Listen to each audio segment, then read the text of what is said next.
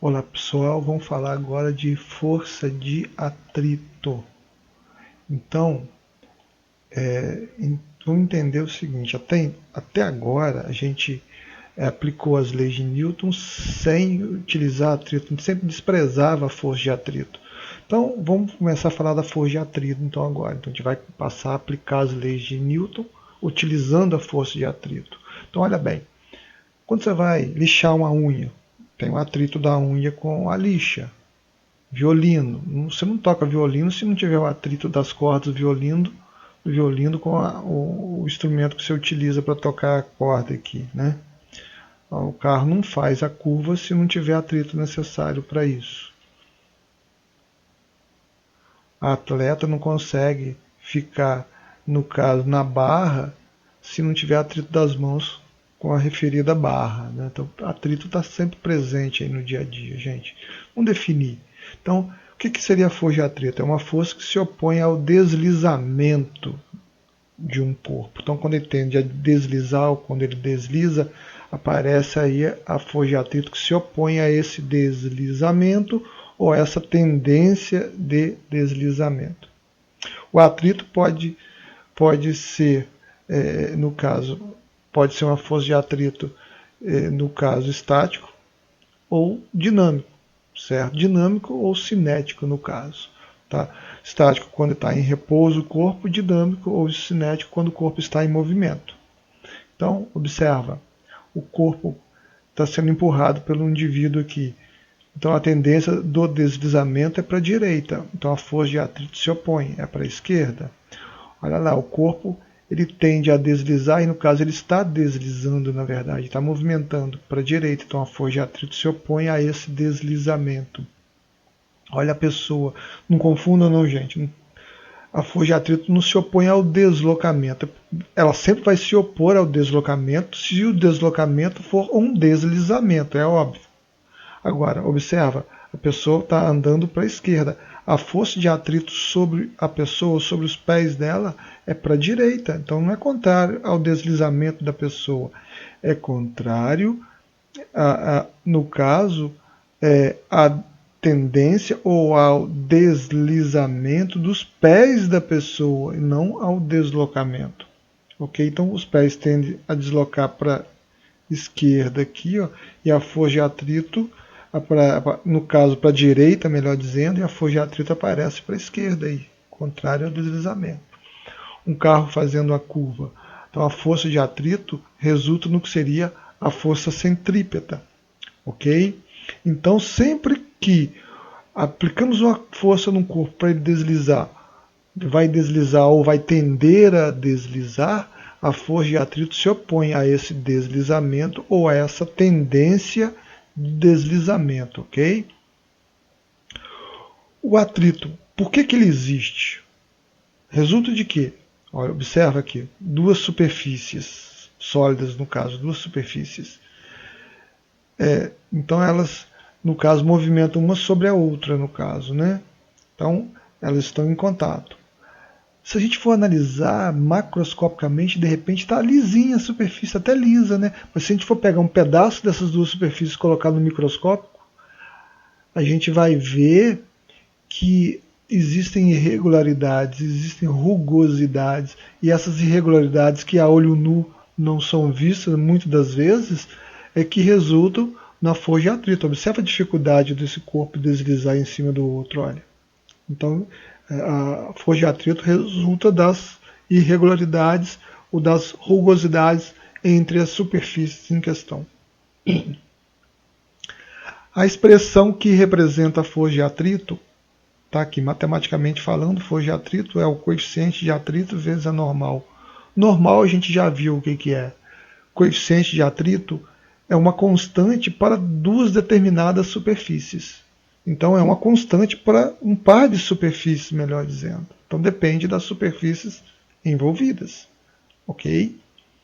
Bom, a força de atrito ela pode ser estática, então μe vezes normal, a força de atrito estático, ou cinético, né? Cinético, que a gente pode também dizer que é dinâmico.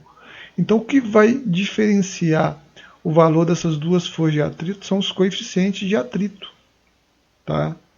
Então, quando o corpo está em repouso, é uma coisa. Quando ele passa a movimentar, o coeficiente de atrito muda. Certo? Por isso que os valores são diferentes. Ok? Então, a força de atrito sempre ela deve ser considerada para eu utilizar aquele princípio fundamental da dinâmica, segundo a lei de Newton, força resultante igual massa vezes aceleração, tá? Sempre eu tenho que utilizar se eu não for desprezar a força de atrito, ok? Então, quando eu vou analisar as forças para poder aplicar essa segunda lei de Newton, se eu não estou desprezando a força de atrito, eu tenho que incluir essa força de atrito no caso quando eu for fazer o diagrama das forças, ok? Força de atrito estático é variável. Observa uma coisa aqui, olha. Essa pessoa está tentando empurrar esse bloco, tá? Está tentando empurrar esse bloco. Aí, o que que ela faz? A força que ela, no caso, está fazendo, tá? Então, a força da horizontal é a força que a pessoa está fazendo, ok? Então, aplica uma força. Se o corpo está em repouso, o valor da força de atrito é o mesmo valor. E aí eu vou ter um par ordenado que vai formando meu gráfico aqui. À medida que eu vou aumentando a força aplicada, ó, o que acontece com a força de atrito? Aumenta na mesma proporção. E aí vai. Só que isso vai aumentando toda a vida? À medida que eu vou aumentando a força aplicada, vai aumentando toda a vida a força de atrito? É óbvio que não. Existe um limite. O limite está aqui no gráfico, olha. Esse aqui é o limite. Tem um nome esse limite. Força de atrito de destaque, é o valor máximo da força de atrito.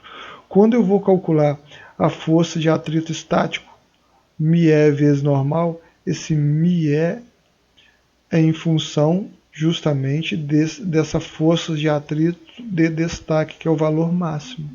Ok? Beleza.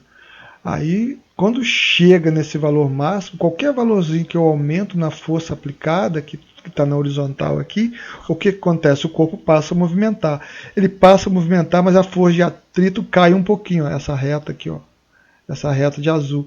Seria a força de atrito o quê? Cinético. Então aí o corpo passa a movimentar. Então, ó, chegou aqui no valor máximo. Qualquer coisa que eu aumentei, o que vai fazer? Ó, o corpo passa a movimentar e eu tenho a força de atrito cinético. Ok? E observe que esse valor é constante. Tá? Essa força de atrito, estando o corpo em movimento, né, que é a cinético, é constante. Ok? Bom, coeficiente de atrito. Alguns exemplos, só para vocês entenderem. Dois aços, aço e aço, né, no caso, que teriam superfícies distintas. Ou, no caso, quando eu falo aço com aço, um mais liso que o outro, no caso, né, ó, o coeficiente de atrito estático e o cinético. Como é que seria? Ó, o alumínio e o aço, em torno de 0,61 para o estático e 0,47 para o cinético. E aí vai, eu não vou falar todos aqui, observa a junta dos ossos, olha, 0,01 para o estático e o cinético 0,003. Observa que é um valor bem pequeno, né? E tem que ser mesmo. A pessoa, a junta dos ossos tiver muito atrito, né? É até complicado, a pessoa vai sentir até dor, né? Bom, gente, detalhe. Força de atrito, vou só voltar aqui, o coeficiente de atrito, melhor dizendo, ele é uma grandeza adimensional, não tem unidade. Eu vou mostrar para vocês por que depois aqui, tá? Vou para um exemplo aqui. Observa aqui, ó, um corpo de massa 5 kg é puxado em movimento horizontalmente sobre a mesa. O coeficiente de atrito entre o corpo e a mesa é 0,2. Por que C aqui? Por que cinético? Porque o corpo está em movimento, o enunciado está dizendo isso. Determine a força de atrito, duas vezes força aqui, né? Mas a força de atrito entre o corpo e a mesa, e adote G 10 metros por segundo ao quadrado. Bom, vamos lembrar uma coisa, gente. A gente já viu isso já. Estou falando de uma mesa, né? Estou falando de um plano horizontal. O movimento é num plano horizontal. Então eu posso dizer que o peso tem o mesmo valor da normal. Ok? Não é que peso é a mesma coisa que o normal, que não é, mas tem o mesmo valor. Vocês já viram isso. Tá? Logo, posso dizer que normal, então, vai ser M vezes G. 5 vezes 10, 50. Então, já tem o valor da normal.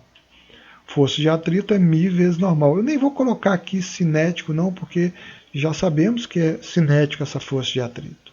Então, qual é o valor de μ? 0,2 e a normal 50. Logo, a força de atrito é 10 newtons. Bom, por que o coeficiente de atrito não tem unidade? Vamos pegar o exemplo anterior. A gente encontrou a força de atrito 10 newtons, normal 50 newtons. Suponhamos que eu quisesse o seguinte, saber qual é o coeficiente de atrito. Nós já sabemos, porque nós já fizemos esse cálculo. Mas vamos supor que eu tivesse a força de atrito normal, eu quero saber qual é o coeficiente de atrito. Beleza, então a fórmula, força de atrito é μ vezes normal, força de atrito é 10, μ é o que eu quero determinar, normal 50. Observa que eu vou ter 10 newtons, que é, no caso, a força de atrito, dividido por 50 newtons, que é a força normal. Certo? Então, normal e normal simplifica. 10 por 50, 0,2. Observa que, pelo fato de eu cancelar a unidade da força de atrito com a unidade da força normal, eu vou obter uma grandeza, né, que é o μ, que é o coeficiente de atrito, sem unidade. Ou seja, é uma grandeza adimensional. Toda grandeza que não tem unidade, ela é adimensional. Beleza, gente? Então, termina por aqui nossa aula de força de atrito. Valeu, até mais. Tchau, tchau.